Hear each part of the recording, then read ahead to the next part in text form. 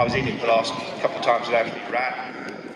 But she's got stress cracks in the hull. That old lady's over 100 years old, so she stays there. But we have the replica to show you how the tank moves, how it actually functions. The Mark V is a male tank, so she has got a pair of 6-pounder guns and sponsons on either side. They couldn't put a turret on the top because that's what the engine is, right in the middle. Secondary machine guns, tractor rapidly went round, and she can cross a trench up to 3 metres wide. Of course, the German army realises this and starts thinking their trenches a bit more than 3 metres wide, so we then have to cope with that problem. But here she is coming forward, and the infantry are following behind. We've got a half platoon from the DCLI, which you can call as light infantry. They're carrying a lot of weight, they're carrying about 30 kilograms each. Now everybody says, oh, you know, how could they function with that? Well, modern British soldiers, you're in places like Afghan, you're carrying about 50 kilos. So it's one of those things soldiers always need. They are coming under fire. They've been probing forward, and you've got 2 German positions, 2 sandbag placements. Need to take cover, and need to get the tank to sort that problem out for them. So the tank's coming forward. Must be a terrifying experience for those German infantryers. First time tanks used, September 15, 1916 on the Somme. They were, German soldiers actually ran away in terror. It is a complete monster. The tank's advancing. She's going to put a few 6-pound rounds, cobble shell into those emplacements.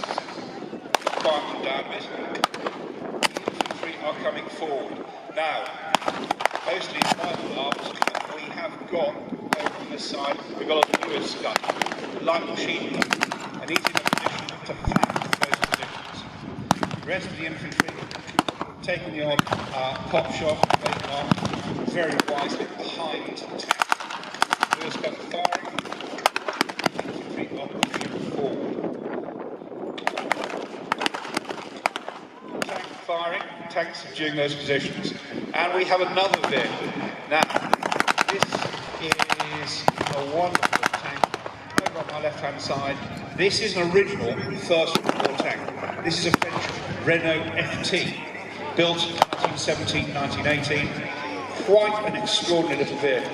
Much smaller than the Mark IV. Mark IV weighs 28 tons. This weighs 6.5.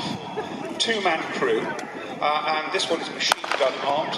There is also a variant that had 37mm in its turret. Cracking little tank, beautifully restored by our friends from the We'll open up with her machine gun fairly shortly. The important thing about the Renault, this is the tank that sets the tone for everything that comes after. And the crew are in the front, the engine is in the back.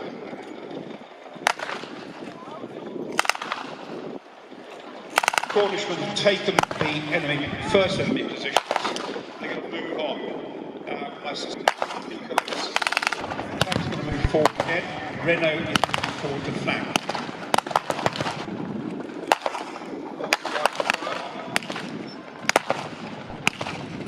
Mark IV is both of these are very slow.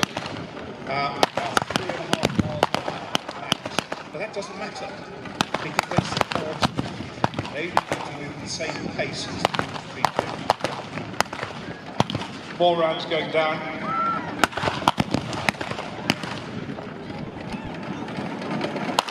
We're subduing the enemy fire.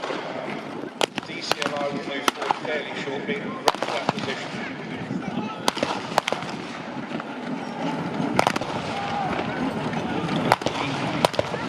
Lancers, the German infantry, having thoughts here. I think we're going to shove them off the battlefield. They're starting to move already. They are retreating. I think that's very wise. Infantry against 2 tanks is not much. DCLI once again going forward, using Lewis gunner has taken them on the German positions. He's putting down flanking fire again. It's a very good tactical movement there.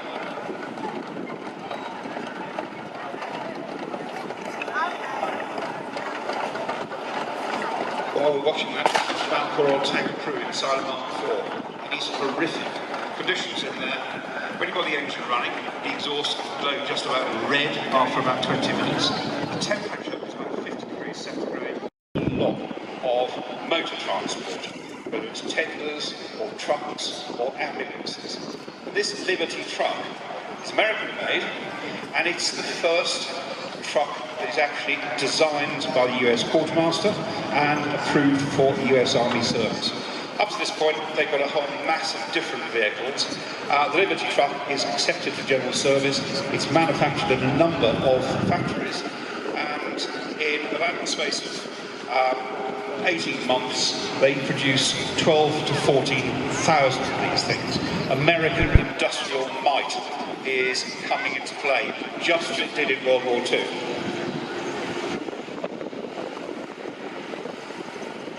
The Liberty truck has picked up victorious infantry. Satan would walk off the battlefield. There's a nurse there. I suspect there was a wounded amongst them. In what waves they go past. That is an original World War I period Liberty truck brought over by French Renault. When you've got time, you go and have a look at the First World War truck. 18-inch Howitzer, and tanks down there in really well worth seeing. As the Liberty truck makes her way off, that the trenches, about the artillery, but the logistic support effort is colossal. The scale of warfare is immense. Give them a wave as they go by.